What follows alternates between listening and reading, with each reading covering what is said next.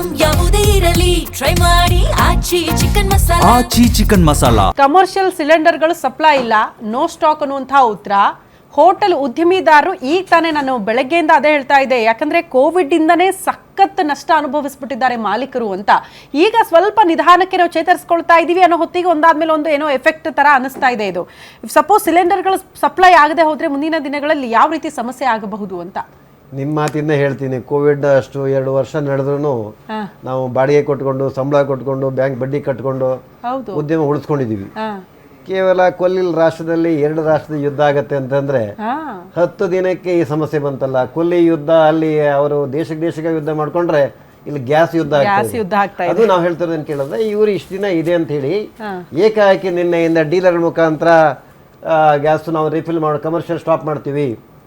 ಅದೇ ನಂತರ ಡೀಲರ್ಗೆ ಹೇಳ್ತಾರೆ ನಾನು ಗ್ಯಾಸ್ ಸಪ್ಲೈ ಕೊಡೋದು. ಯಾರನ್ನ ಕೇಳಬೇಕು? ಒಬ್ಬ ಸಣ್ಣ ಹೋಟ್ಲವನು, ಸಣ್ಣ ಹೋಟ್ಲೇ ದೊಡ್ಡ ಹೋಟ್ಲೇ ಇರಲಿ, ಅವ್ನು ಯಾರನ್ನ ಕೇಳಬೇಕು? ಸರ್ಕಾರನ ಕೇಳಬೇಕು. ನಾವು ಸರ್ಕಾರ ಅಂದ್ರೆ ಜವಾಬ್ದಾರಿ. ಅದು ನಮ್ದು ಏನಂದ್ರೆ ರಾಷ್ಟ್ರ ಅಂದ್ರೆ ಯಾವುದು ಹಿಂದುಳಿದ ರಾಷ್ಟ್ರ ಅಲ್ಲ, ಇವತ್ತು ಪ್ರಗತಿಪರ ರಾಷ್ಟ್ರ, ಆಮೇಲೆ ಬಲಿಷ್ಠ ರಾಷ್ಟ್ರ.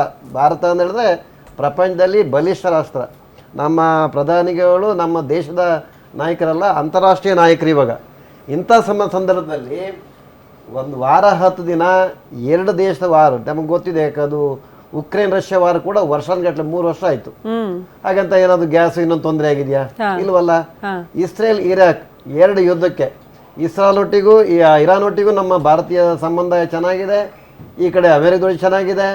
ಅಮೆರಿಕದವ್ರು ಹೇಳಿದ್ದಾರೆ ನಮ್ದೇನೋ ಕಮ್ಮಿ ಆದರೆ ನೀವು ರಷ್ಯಾದಿಂದ ತಗೊಳ್ಳಿ ಅಂತ ಹೇಳಿದ್ದಾರೆ. ಎಲ್ಲ ಇದ್ದ ಮೇಲೆ ನಿಜವಾಗಿ ಗ್ಯಾಸ್ ಕಮ್ಮಿ ಇದ್ರೆ ಒಂದು ಪ್ಲಾನ್ ಮಾಡಿ ಕೊಡ್ಲಿ.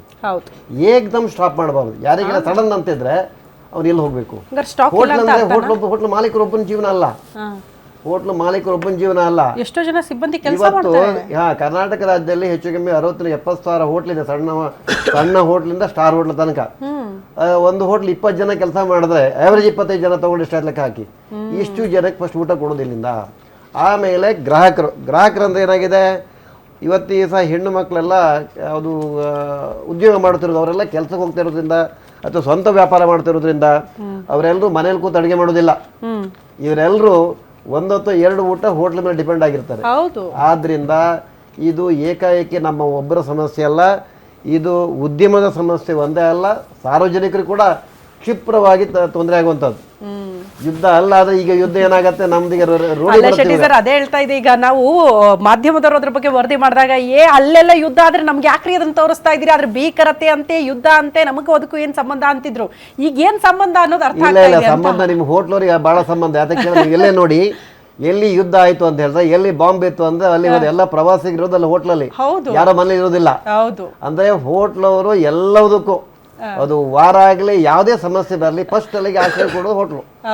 ಆದ್ರೆ ನಮಗೆ ನಾವು ಇಲ್ಲ ಅಂತ ಹೇಳಿಲ್ಲ. ನಾವು ಅಂದ್ಕೊಂಡಿದ್ದೀವಿ ನಮ್ಮ ದುಬೈನಲ್ಲಿ ಬಹಳ ಜನ ಸಿಕ್ಕಾಕೊಂಡಿದ್ದಾರೆ, ಅಥವಾ UAE ಗಲ್ಫ್ ರಾಷ್ಟ್ರಗಳಲ್ಲಿ ಪ್ರವಾಸಿಗಳಿದ್ದಾರೆ. ನಮ್ಮವರು ಕರ್ನಾಟಕದವರು ಬಹಳ ಜನ ಅಲ್ಲಿ ಹೋಟ್ಲ್ ಮಾಡಿದ್ದಾರೆ. ಸೊ ಅವರ ಸಮಸ್ಯೆಗೆ ಏನಾಗ್ತದೆ, ಅವರಿಗೇನು ತೊಂದರೆ ಆಗ್ತದೆ, ಕೇಂದ್ರ ಸರ್ಕಾರ ಅವನ್ನೆಲ್ಲ ಕರ್ಕೊಳ್ಳೋ ಪ್ರಯತ್ನ ಮಾಡ್ತೀವಿ. ಇದ್ರಲ್ಲಿ ನಾವು ಡೈಲಿ ಅದನ್ನ ಮಾನಿಟರ್ ಮಾಡ್ತಾ ಇದ್ವಿ. ಅಂದ್ರೆ ಮಾನಿಟರ್ ಮಾಡ್ತೀವಿ, ನಾವು ಅದನ್ನ ಅಬ್ಸರ್ವ್ ಮಾಡ್ತಾ ಇದ್ವಿ, ನಮ್ಮವ್ರ ಜೊತೆ ಮಾತಾಡ್ತಾ ಇದ್ವಿ.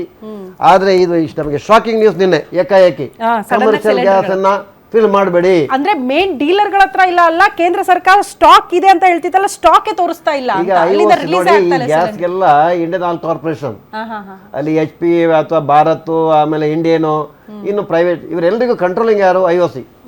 ಈಗ IOC ಈ ತರ ಒಂದು ಆರ್ಡರ್ ಕೊಟ್ರೆ ನಾವು ಯಾರನ್ನ ಕೇಳಬೇಕು? ನಾವು ಕೇಂದ್ರ ಮಂತ್ರಿಗಳಿಗೆ ಮುಂಚೆನೆ ಪತ್ರ ಬರೆದಿದ್ದೀವಿ. ನಾವು ಕೇವಲ ರಾಜ್ಯ ಸಂಘ ಒಂದೇ ಅಲ್ಲ, ನಮ್ಮ ಕೇಂದ್ರ ಸಂಘ, ನಮ್ಮ ಆಲ್ ಇಂಡಿಯಾ ಅಸೋಸಿಯೇಷನ್ ಅವರು ಕೂಡ 5ನೇ ತಾರೀಕು ಒಂದು ಇಂಟಿಮೇಷನ್ ಸರ್ಕಾರ ಕೊಟ್ಟಾಗ ಅದಕ್ಕೆ ಕೂಡ ಸಂಪರ್ಕಿಸಿದ್ದಾರೆ, ನಮ್ಮ ಸಮಸ್ಯೆಗಳನ್ನ ಹೇಳಿದ್ದಾರೆ. ನಾವು ಹೇಳೋದು ಇಷ್ಟೇನು ಕೇಳಿದೆ ಅದನ್ನ ಮತ್ತೆ ಹೇಳ್ತೀನಿ, ನೀವು ಆಮೇಲೆ ಬೇಕಲ್ಲ ಹೇಳಿ. ಎಸ್, ಖಂಡಿತ. ಮತ್ತೊಬ್ರು ಅತಿಥಿ ನಮ್ಮ ಜೊತೆಗೆ ಜಾಯ್ನ್ ಆಗಿದ್ದಾರೆ. ಈಗ ತಾನೇ ಆರ್ಥಿಕ ತಜ್ಞರು ಆದಂತಹ ಜೇಕಬ್ ಕ್ರಾಸ್ಟಾ ಅವರು. ಸರ್ ನಮಸ್ತೆ, ಕಾರ್ಯಕ್ರಮಕ್ಕೆ ಆತ್ಮೀಯ ಸ್ವಾಗತ. ನಮಸ್ಕಾರ. 3 ರಾಷ್ಟ್ರಗಳ ಮಧ್ಯದ ಯುದ್ಧ ಭಾರತಕ್ಕೆ ನೇರವಾಗಿ ಎಫೆಕ್ಟ್ ಆಗ್ತಾ ಇದೆ. ಪ್ರಮುಖವಾಗಿ ಸರ್ ಹೇಳ್ತಾ ಇದ್ರು, ನೇರವಾಗಿ ಹೋಟೆಲ್ನವ್ರಿಗೆ ಇದ್ದು ಸಮಸ್ಯೆ ಆಗ್ತಾ ಇದೆ ಮೇಡಮ್, ನಮಗೆ ಯುದ್ಧ ಸ್ಟಾರ್ಟ್ ಆಗ್ಬಿಟ್ಟಿದೆ ಸಿಲಿಂಡರ್ ವಿಚಾರಕ್ಕೆ ಸಂಬಂಧಪಟ್ಟಂತೆ ಅಂತ. ನಾನು ಸುಮ್ಮನೆ ಒಂದು ಎಕ್ಸಾಂಪಲ್ ಕೊಡ್ತೀನಿ. ನಮ್ಮ ಮನೆ ಪಕ್ಕದ ಮನೆಯವರು ಹೇಳ್ತಾ ಇದ್ರು, ಯಾಕೆ ಅಷ್ಟೊಂದೆಲ್ಲ ನೀವು ಮಾಧ್ಯಮದಲ್ಲಿ ತೋರಿಸ್ತೀರಪ್ಪ, ಯುದ್ಧ ಯುದ್ಧ ಯುದ್ಧ ಬೋರ್ ಆಗೋಯ್ತು ನಮಗೆ ಯುದ್ಧ ಅಂತ. ಈಗ ನಿನ್ನೆಯಿಂದ ಕೇಳ್ತಾ ಇದ್ರು, ಯುದ್ಧ ಯಾವಾಗ ಸ್ಟಾಪ್ ಆಗುತ್ತೆ ಹೇಳಿ, ಸಿಲಿಂಡರ್ ಸಿಗಲ್ವಂತೆ ಅಂತ. ಏಕೆ ಅಂತ, ಭಾರತಕ್ಕೆ ಎಷ್ಟರ ಮಟ್ಟಿಗೆ ಆರ್ಥಿಕವಾಗಿ ಹೊಡೆತ ಕೊಡಬಹುದು ಈ ಯುದ್ಧ ಅಂತ?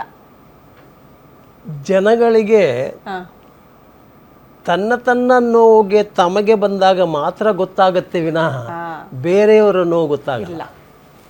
ಈಗ ನೋವು ಯಾವ ಥರ, ಈಗ ಇವತ್ತಿಗೆ 11ನೇ ದಿವಸ ಯುದ್ಧ ಶುರುವಾಗಿದೆ.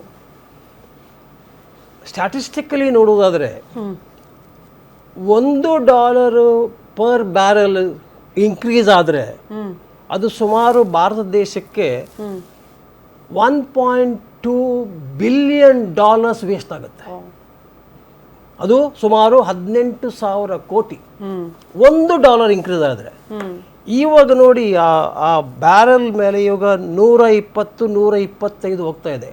ಒಂದು ವೇಳೆ $128 ಹೋದ್ರೆ ಬಹುಶಃ ಇವಾಗ ನಮ್ಮ ಪೆಟ್ರೋಲ್ ಪ್ರೈಸ್, ಡೀಸೆಲ್ ಪ್ರೈಸ್, ಅಡಿಗೆ ಅನಿಲ ಇನ್ಕ್ರೀಸ್ ಮಾಡಿಲ್ಲ, ಸರ್ಕಾರ ತಡ್ಕೊಂಡಿದೆ.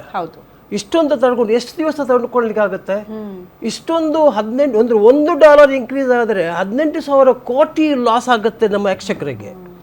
ಇದು ಇವಾಗ $65 ಇರುವುದು $125 ಬ್ಯಾಲರ್ ಆದರೆ just imagine what is the loss. ಇದು ಸರ್ಕಾರ ಬೊಕ್ಕಸಕ್ಕೆ ಇರುವ ಲಾಸ್.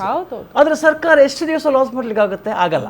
ಇವಾಗ LPGಗೆ ಬಂದಿದೆ, ಅಡುಗೆ ಅನಿಲಕ್ಕೆ ಬಂದ್ರೆ